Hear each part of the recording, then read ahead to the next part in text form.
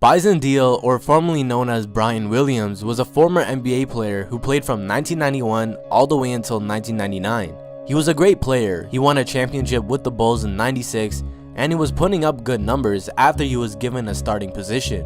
But his career was cut short after he mysteriously disappeared.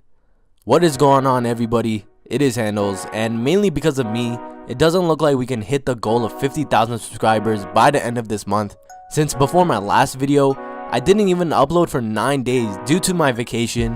But some way, somehow, let's try to get the remaining 3,500 subscribers in the next 3 days so we can hit our goal. It's going to be hard, but I think we can do it.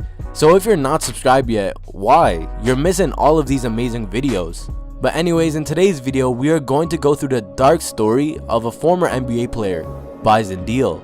So Bison, or originally Brian, was the second son of his parents. So he had an older brother. As Brian grew up, he was more interested in track rather than basketball, but he received a growth spurt in high school which pushed him towards basketball. So fast forward a little bit and he was drafted to the NBA in 1991 by the Orlando Magic. He played out his career, then won a championship with the Bulls in '96 as a key backup center. After he won his ring, he decided to play for the Detroit Pistons, where he received a starting role and good minutes.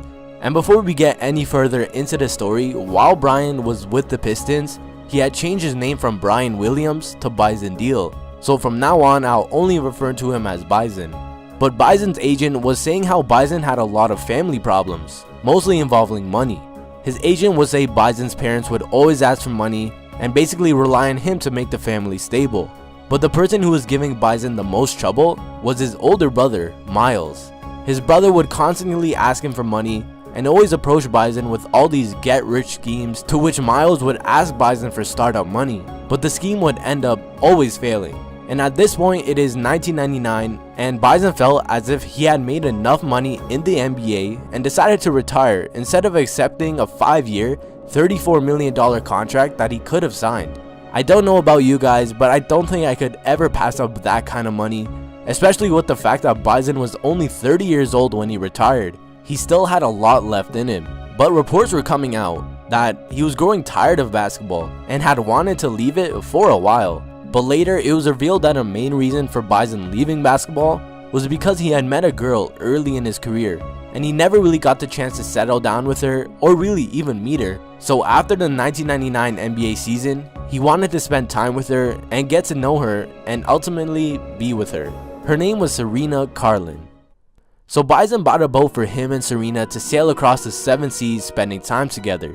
They had many successful trips, and their next trip was to sail to Tahiti, but Bison's older brother had wanted to take along. And of course, being how they're brothers, Bison welcomed Miles on his and Serena's next trip to Tahiti. So they went off sailing, and it was around a 14-day trip, and it was just Miles, Bison, Serena, and the captain on board. But when the boat arrived to Tahiti, only one person was on board. That was Bison's older brother, Miles. Bison, Serena, and the captain were nowhere to be seen. So weeks went by, and family members of both Bison and Serena were starting to get worried. Since before this, both Bison and Serena had always kept regular contact with them. So both families had filed a missing persons report, and after the police did a little investigation, what they found was pretty shocking. On Bison's bank statement was a check for $152,000 to buy gold coins. Obviously, the police did some investigating on that, and they told Bison's agent about the situation. So Bison's agent called the phone number that was written on the check, and to his surprise, it wasn't Bison who picked up, it was his brother, Miles. So the police arrested Miles for fraud, and when they were questioning him, he pretty much gave them nothing. All he said was that Bison and Serena were in trouble and he was getting the gold coins to free them. With no hard evidence against Miles, they let him go, but kept a close eye on him. So Miles wanted to flee the country, so he had his girlfriend get him across the Mexican border. But at the same time, authorities had found Bison's boat with bullet holes in it. At this point, obviously they have evidence against Miles, so they had to arrest him. And they found Miles in a hotel in Mexico and arrested him. Miles explained his side of the story, saying him and his brother got into a fight and Bison accidentally hit Serena, who was trying to break up the fight. And when Bison hit her, she fell and she hit her head and died. Miles then said the captain wanted to report her death, but Bison wouldn't let him, so Bison killed the captain. Then Miles grabbed a handgun and shot and killed Bison because he was scared of what he might have done to him. Then Miles had said he attached weights to each of their bodies and dumped them all somewhere in the middle of the Pacific Ocean. So Miles knew he was ultimately screwed either way, so he called his mom telling her that he would never hurt his little brother. Then he committed suicide by overdosing on insulin. After Miles' suicide, nothing really could be done about the case, so it was closed forever. In the end, the story of what happened on the boat was entirely Miles' side of the story. Whether his story was all facts or not, we'll probably never know what really happened on that boat. And because their bodies were dumped into the middle of the Pacific Ocean, it's basically impossible to ever actually recover their bodies.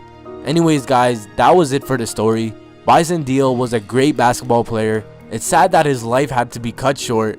He might have even made a comeback to the NBA if this never happened.